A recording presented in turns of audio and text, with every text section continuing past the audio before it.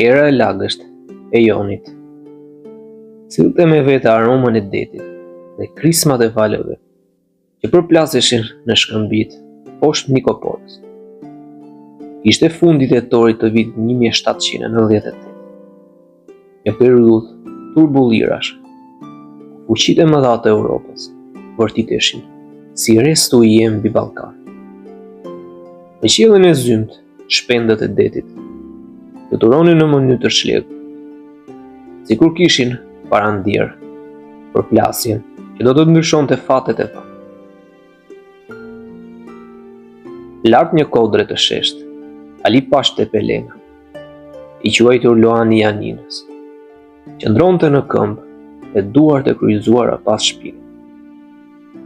Qytetit e mbret përshkonin fushën përballë, kur trupat franceze organizoheshin në formacione të ngurtë. Franca, prej një viti, ishte marrë kontrollin e ishujve jonianë dhe qyteteve bregdetare, si Preveza e Butrinti, pas rënjes së Republikës së Veneciës.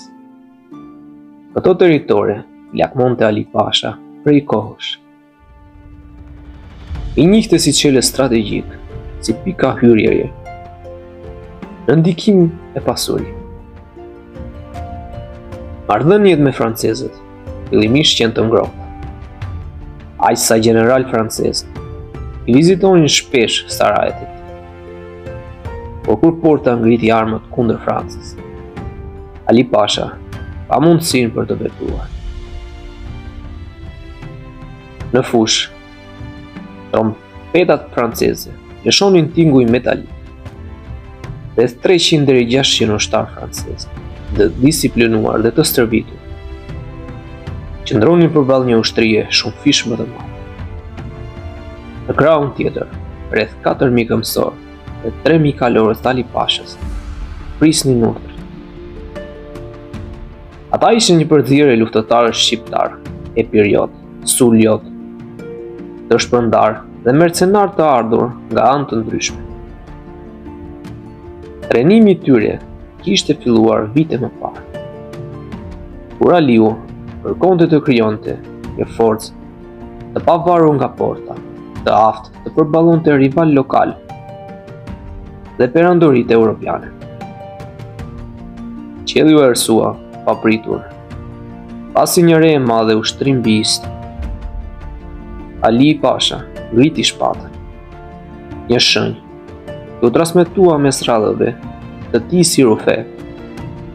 Po thuaj me një herë, dëgjojnë thirrjet e luftëtarëve shqiptar, thirrje të trash, që mbushën fushën me një energji të tërbuar. Pastaj shpërthejnë krismë. Francezët mbajnë pozicionet me disiplinën e tyre karakteristike. Por vala e parë e sulmit i shtyn prapa. Vallëzimi i luftës nis.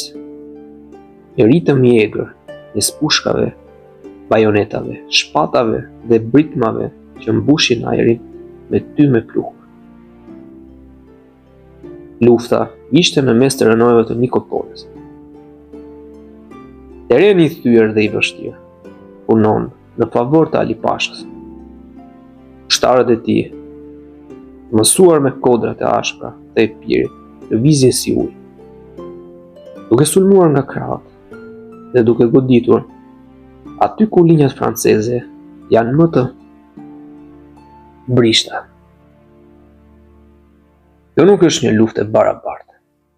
Forcat franceze shfaqin guxim, por numrat plasin vetë. Ata rrethohen shpejt dhe formacionet e tyre fillojnë të shpërbojnë. Në një çast kthese, një njësi franceze përpiqet të zbrapset drejt kodrës afër mureve të lashta romake. Ali Pasha, duke e parë këtë nga larg, lëshon një urdhër të shkurtër.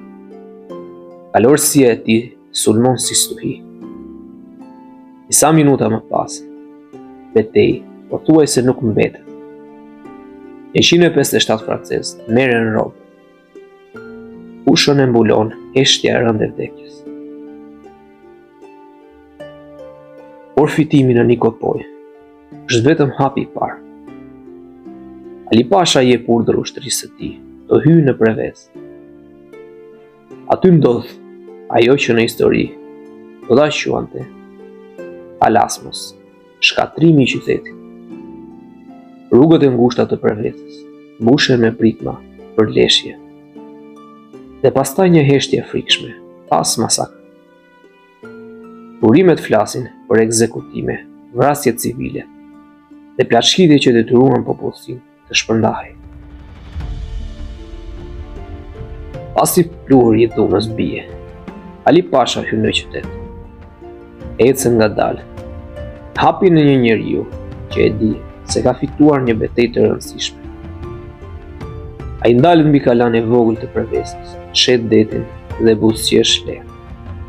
Jo nga gëzimi, por nga kënaqësia, llogarive që shkojnë sipas planit. Pas asaj dite, Ali Pasha e forcoi ndikimin e tij deri në kufi të pakontrollueshëm. Porta osmane shikonte me dyshim, fuqitë europiane me frikë, ndërsa popujt e rajonit me respekt dhe tmerr njëkohësisht. E ka fituar luftën kundër përfaqësuesve të Napoleonit, duke rimarrë territore që i lakmonte prej vitesh dhe duke qenë më i fuqishëm se. Në sytë e shumë evropianëve, Ali Pasha tashmë nuk është thjesht një pasha, por një sulmtar, gjysmë i pavarur, me ambicie shtetformuese.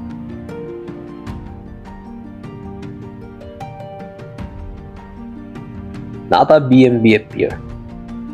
Mbi ujërat e Jonit ndryshojnë feneret e anijeve franceze, që qëndrojnë larg bregut të pavetdijshme për tragjedinë e tokës. Ndërsa në sarajet e Janinës, Ali Pasha planifikon hapjen e radhës, sepse për të çdo fitore është vetëm një gur i vogël në rrugën drejt pushtetit absolut.